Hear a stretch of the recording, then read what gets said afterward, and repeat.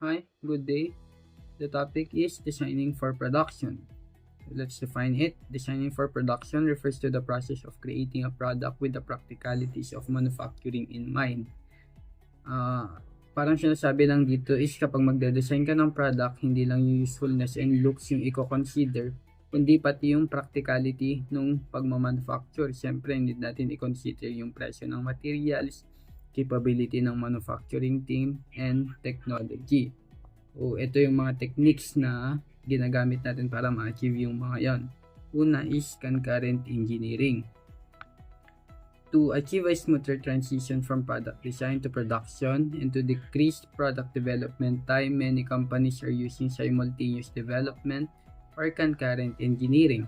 In its narrowest sense, concurrent engineering means bringing design and manufacturing engineering people together early in the design phase to simultaneously develop the product and the processes for creating the product. Ibig sabihin, sabay-sabay. Imbis na tapusin mo na isang stage bago magsimula yung kasunod, yung mga teams for example sa design, engineering, saka manufacturing is nagko-collaborate sila ng sabay-sabay. Halimbawa, habang ginagawa yung design, kino-consider na agad kung paano ito gagawin sa production. In this way, na-eliminate yung mga possible issues agad-agad, hindi na pabalik-balik. The next is computer-aided design. It uses computer graphics for product design. The designer can modify an existing design or create a new one on a monitor by means of light, pen, keyboard, joystick, or similar device. It is an efficient, effective, and faster way in creating or remodeling of design. Siyempre, compared sa conventional way which is pag-drawing, mas mabilis kapag gumagamit tayo ng computer. Meron naman apps na ginagamit like AutoCAD, SketchUp, Fusion 360, and etc. So, mas madali na mag-edit and mas precise yung mga sukat and pwede mo pang i-store yung data. Siyempre, kapag in-store mo, pwede mo pang gamitin next time. So, di ba meron na tayo yung ginagamit na 3D printer kapag nag-design ka sa app is pwede mo agad makita yung output mo. Some CAD systems allow the designer to perform engineering and cost analysis on proposed designs. For instance, the computer can determine the weight and volume of a part and do stress analysis as well. When there are numbers of alternative design, the computer can quickly go through the possibilities and identify the best one given the designer's criteria.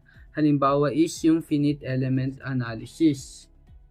CAD that includes finite element analysis capability can greatly shorten the time to market of new products. It enables developers to perform simulation that aid in design, analysis, and commercialization of new products. Ibig sabihin, makikita mo agad yung potential problems and maayos agad and ma-improve yung design bago makarating sa physical testing. Next is production requirements. Production requirements are the criteria and specification that must be met to effectively and efficiently manufacture a product. These requirements ensures that the production process aligns with design goals, quality standards, and operational constraints. Dito, ano ba yung mga kailangan and need natin i-consider? Siyempre, dapat yung design is aligned sa capability ng production in terms of skill, technologies, materials, at iba pa. Ang mga mahalagang dapat i-consider is forecast, manufacturability, and design for manufacturing. So, sa forecast, makikita natin if, when, and how much yung need natin i-produce considering our capabilities.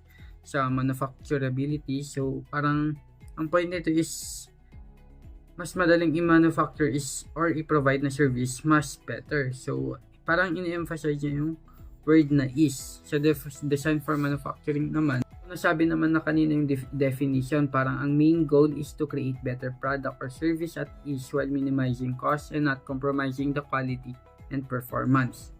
Parang ang main goal niya is to simplify everything, minimize yung bilang ng parts and standardize, pati na din yung methods and sequence ng pagbuo.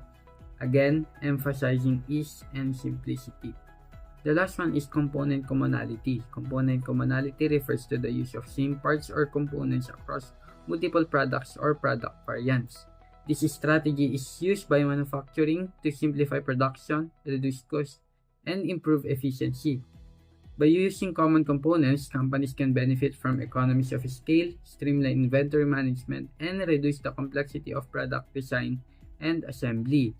So dito parang same lang yung mga pyesa. Halimbawa sa sasakyan, yung part ng kotse na Honda is applicable din sa ibang brands na kotse. Kumbaga standardized siya. So pag ganito is siyempre mas makakatipid in terms of money and design time.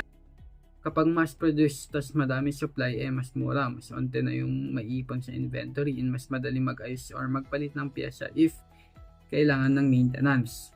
So kapag bibili ka, isasalpak mo na agad kasi standardized na. Applicable din siya sa ibang products like phones, laptops, and other products. That's everything. Thank you.